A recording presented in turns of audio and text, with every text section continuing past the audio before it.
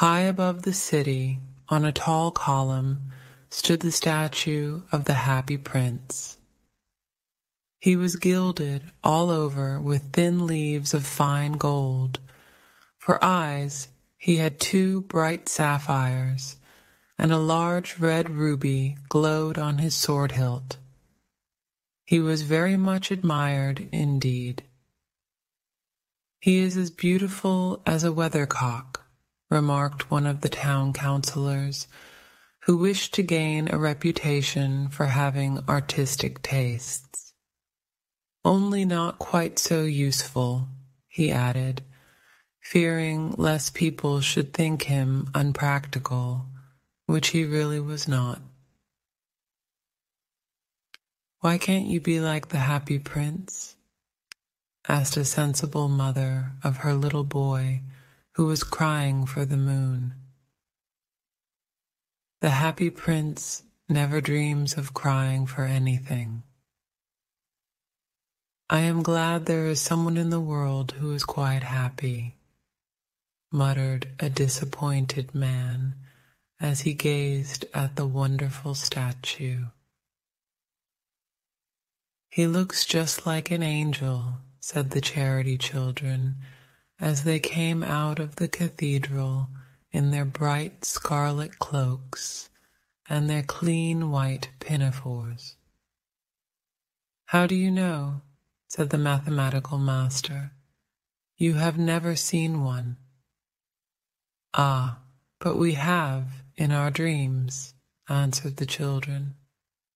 And the mathematical master frowned and looked very severe, for he did not approve of children dreaming. One night there flew over the city a little swallow. His friends had gone away to Egypt 6 weeks before, but he had stayed behind, for he was in love with the most beautiful reed. He had met her early in the spring as he was flying down the river after a big yellow moth, and had been so attracted by her slender waist that he had stopped to talk to her. "Shall I love you?" said the swallow, who liked to come to the point at once, and the reed made him a low bow. So he flew round and round her, touching the water with his wings and making silver ripples. This was his courtship, and it lasted all through the summer. "It is a ridiculous attachment," twittered the other swallows. "She has no money and far too many relations." And indeed the river was quite full of reeds. Then, when the autumn came, they all flew away. After they had gone, he felt lonely and began to tire of his lady-love.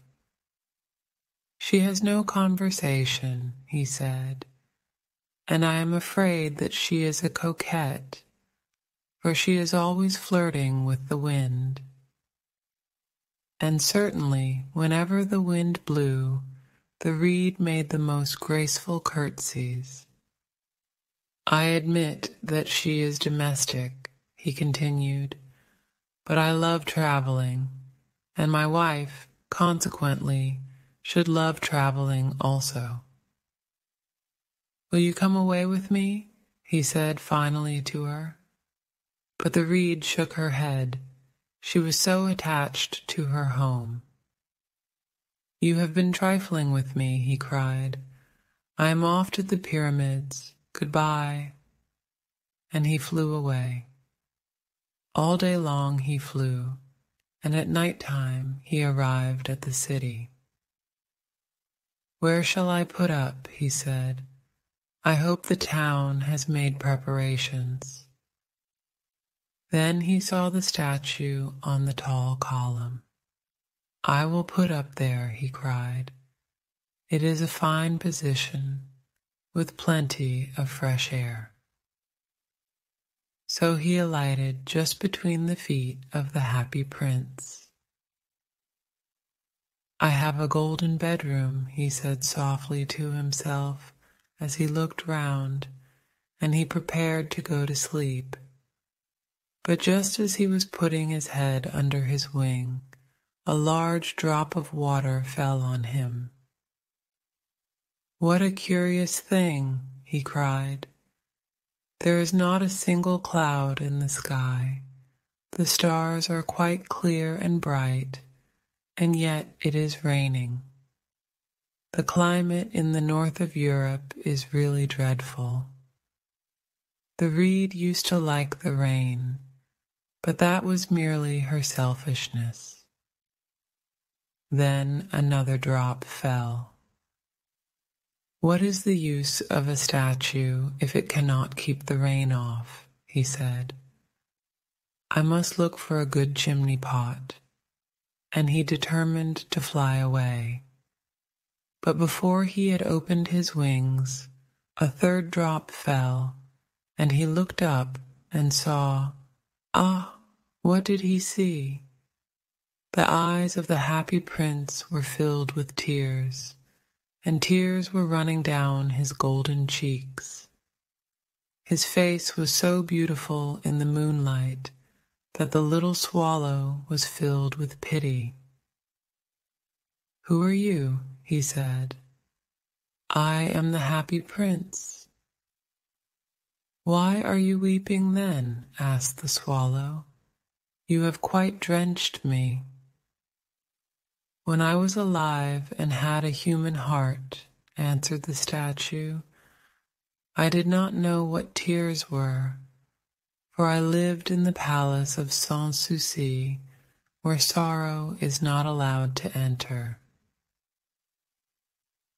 In the daytime I played with my companions in the garden, and in the evening I led the dance in the great hall." Round the garden ran a very lofty wall, but I never cared to ask what lay beyond it. Everything about me was so beautiful. My courtiers called me the happy prince, and happy indeed I was, if pleasure be happiness. So I lived, and so I died. And now that I am dead, they have set me up here so high that I can see all the ugliness and all the misery of my city. And though my heart is made of lead, yet I cannot choose but weep. "What? Is he not solid gold?" said the swallow to himself. He was too polite to make any personal remarks out loud. "Far away," continued the statue in a low, musical voice, "far away in a little street there is a poor house. One of the windows is open, and through it I can see a woman seated at a table. Her face is thin and worn, and she has coarse red hands, all pricked by the needle, for she is a seamstress. She is embroidering passion flowers on a satin gown for the loveliest of the Queen's maids of honor to wear at the next court ball. In a bed in the corner of the room, her little boy is lying ill. He has a fever and is asking for oranges. His mother has nothing to give him but river water, so he is crying. Swallow, swallow, little swallow, will you not bring her the ruby out of my sword hilt? My feet are fastened to this pedestal, and I cannot move. I am waited for in Egypt, said the swallow. My friends are flying up and down the Nile and talking to the large lotus flowers. Soon they will go to sleep in the tomb of the great king. The king is there himself in his painted coffin. He is wrapped in yellow linen, and embalmed with spices. Round his neck is a chain of pale green jade, and his hands are like withered leaves.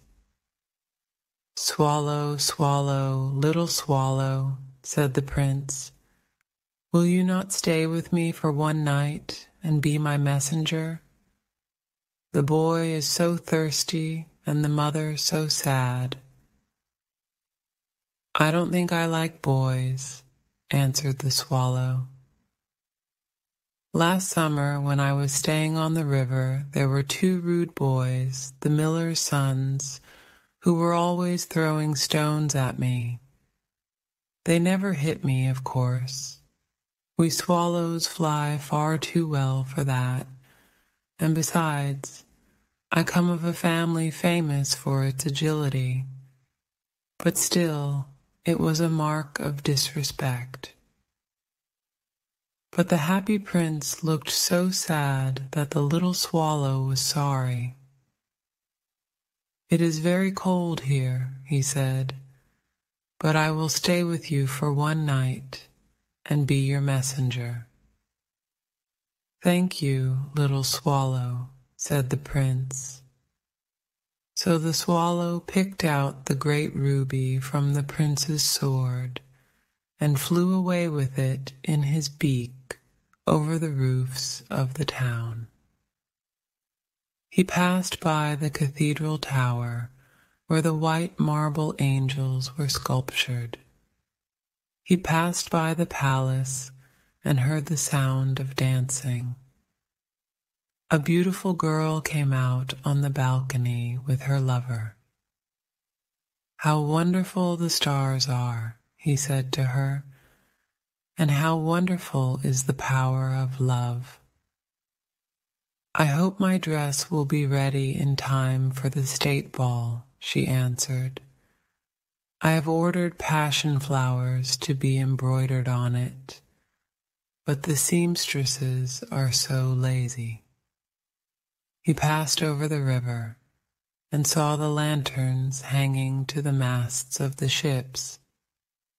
He passed over the ghetto and saw the old Jews bargaining with each other and weighing out money in copper scales. At last he came to the poorhouse and looked in. The boy was tossing feverishly on his bed, and the mother had fallen asleep. She was so tired. In he hopped and laid the great ruby on the table beside the woman's thimble. Then he flew gently round the bed, fanning the boy's forehead with his wings. "How cool I feel," said the boy. "I must be getting better." And he sank into a delicious slumber. Then the swallow flew back to the happy prince and told him what he had done. "It is curious," he remarked, "but I feel quite warm now, although it is so cold." "That is because you have done a good action," said the prince. And the little swallow began to think, and then he fell asleep. Thinking always made him sleepy. When day broke, he flew down to the river and had a bath. "What a remarkable phenomenon," said the professor of ornithology as he was passing over the bridge, "a swallow in winter." And he wrote a long letter about it to the local newspaper. Everyone quoted it. It was full of so many words that they could not understand. "Tonight I go to Egypt," said the swallow, and he was in high spirits at the prospect. He visited all the public monuments and sat a long time on top of the church steeple. Wherever he went, the sparrows chirruped and said to each other, "What a distinguished stranger." So he enjoyed himself very much. When the moon rose, He flew back to the happy prince. "Have you any commissions for Egypt?" he cried. "I am just starting." "Swallow, swallow, little swallow," said the prince. "Will you not stay with me one night longer?" "I am waited for in Egypt," answered the swallow.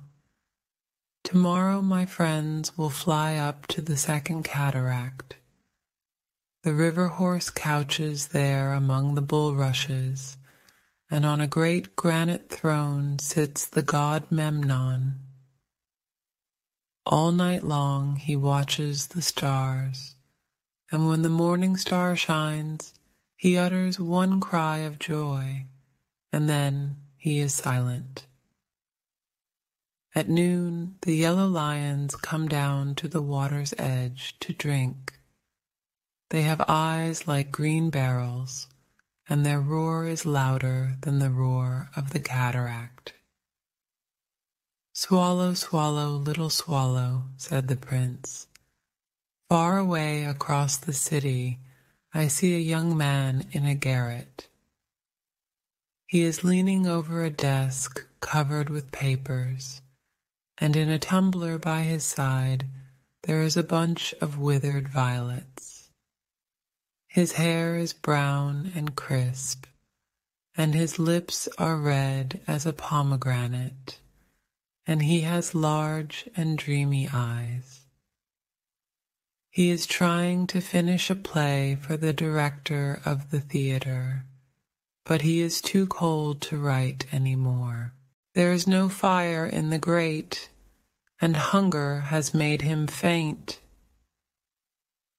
"I will wait with you one night longer," said the swallow, who really had a good heart. "Shall I take him another ruby?" "Alas, I have no ruby now," said the prince. "My eyes are all that I have left. They are made of rare sapphires, which were brought out of India 1,000 years ago. Pluck out one of them and take it to him. He will sell it to the jeweler and buy food and firewood and finish his play."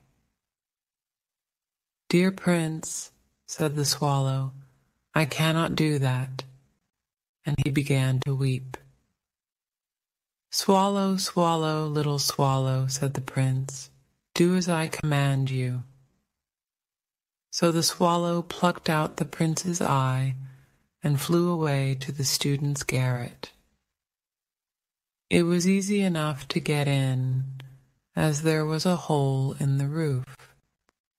Through this he darted and came into the room. The young man had his head buried in his hands, so he did not hear the flutter of the bird's wings. And when he looked up, he found the beautiful sapphire lying on the withered violets. "I am beginning to be appreciated," he cried. "This is from some great admirer. Now I can finish my play." And he looked quite happy. The next day the swallow flew down to the harbor. He sat on the mast of a large vessel and watched the sailors hauling big chests out of the hold with ropes. "Heave ahoy!" they shouted as each chest came up. "I am going to Egypt," cried the swallow, but nobody minded, and when the moon rose, he flew back to the happy prince. "I am come to bid you goodbye," he cried. "Swallow, swallow, little swallow," said the prince, "will you not stay with me one night longer?" "It is winter," answered the swallow, "and the chill snow will soon be here. In Egypt the sun is warm on the green palm trees, and the crocodiles lie in the mud and look lazily about them. My companions are building a nest in the temple of Baalbec, and the pink and white doves are watching them and cooing to each other. Dear Prince, I must leave you, but I will never forget you, and next spring I will bring you back 2 beautiful jewels in place of those you have given away. The ruby shall be redder than a red rose, and the sapphire shall be as blue as the great sea. In the square below, said the happy prince, there stands a little match girl. She has let her matches fall in the gutter, and they are all spoiled. Her father will beat her if she does not bring home some money, and she is crying. She has no shoes or stockings, and her little head is bare. Pluck out my other eye and give it to her, and her father will not beat her. I will stay with you 1 night longer, said the swallow, but I cannot pluck out your eye. You would be quite blind then. Swallow, swallow, little swallow, said the prince, do as I command you. So he plucked out the prince's other eye and darted down with it. He swooped past the match girl and slipped the jewel into the palm of her hand. What a lovely bit of glass, cried the little girl, and she ran home laughing. Then the swallow came back to the prince. You are blind now, he said, so I will stay with you always. No, little swallow, said the poor prince, you must go away to Egypt. I will stay with you always, said the swallow, and he slept at the prince's feet. All the next day he sat on the prince's shoulder and told him stories of what he had seen in strange lands. He told him of the red ibises who stand in long rows on the banks of the Nile and catch goldfish in their beaks, of the Sphinx, who is as old as the world itself and lives in the desert and knows everything, of the merchants who walk slowly by the side of their camels and carry amber beads in their hands, of the king of the mountains of the moon, who is as black as ebony and worships a large crystal, of the great green snake that sleeps in a palm tree and has 20 priests to feed it with honey cakes, and of the pygmies who sail over a big lake on large flat leaves and are always at war with the butterflies. Dear little swallow, said the prince, you tell me of marvelous things, but more marvelous than anything is the suffering of men and of women. There is no mystery so great as misery. Fly over my city, little swallow, and tell me what you see there.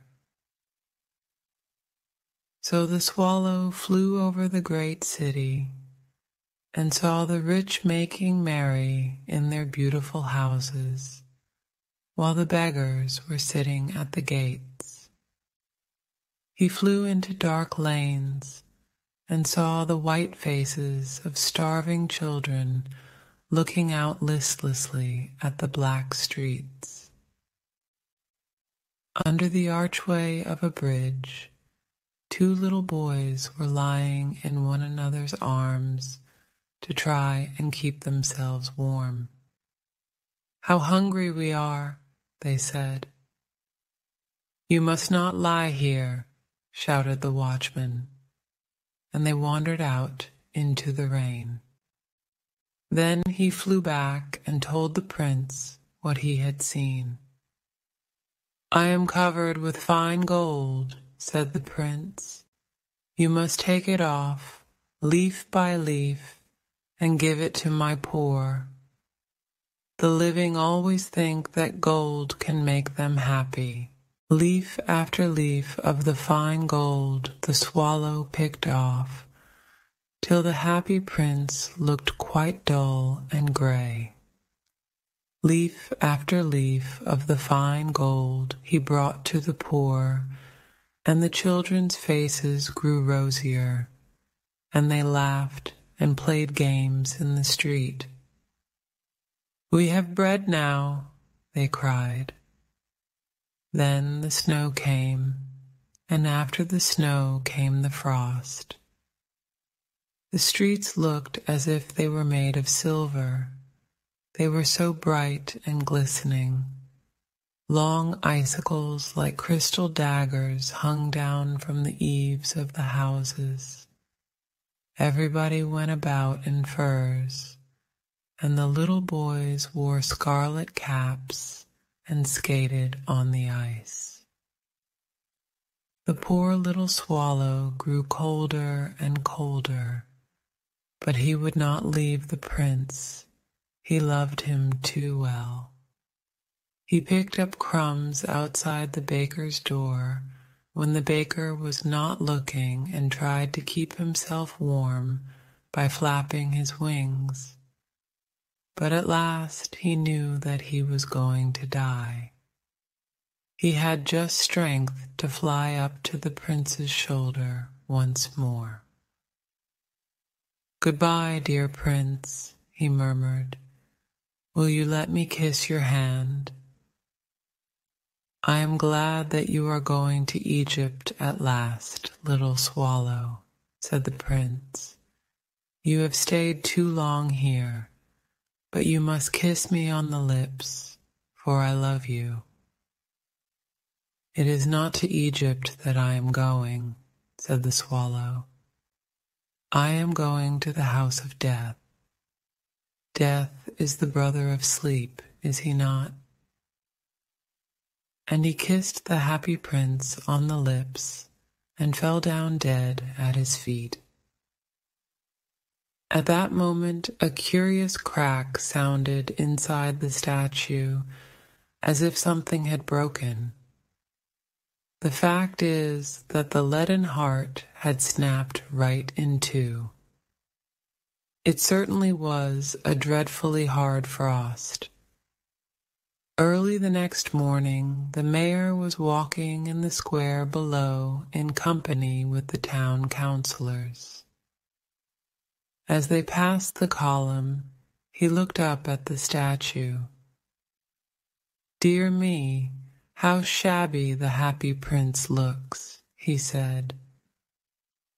How shabby indeed, cried the town councillors, who always agreed with the mayor. And they went up to look at it. The ruby has fallen out of his sword, his eyes are gone, and he is golden no longer, said the mayor in fact. He is little better than a beggar. Little better than a beggar, said the town councillors. And here is actually a dead bird at his feet, continued the mayor.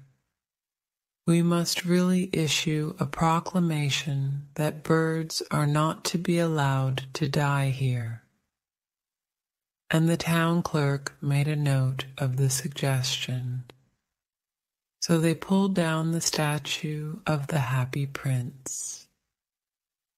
As he is no longer beautiful, he is no longer useful, said the art professor at the university. Then they melted the statue in a furnace, and the mayor held a meeting of the corporation to decide what was to be done with the metal. We must have another statue, of course, he said, and it shall be a statue of myself. Of myself, said each of the town councillors, and they quarreled. When I last heard of them, they were quarreling still. What a strange thing, said the overseer of the workmen at the foundry. This broken lead heart will not melt in the furnace. We must throw it away. So they threw it on a dust heap where the dead swallow was also lying. Bring me the two most precious things in the city, said God to one of his angels. And the angel brought him the leaden heart and the dead bird. You have rightly chosen, said God, for in my garden of paradise this little bird shall sing forevermore, and in my city of gold the happy prince shall praise me.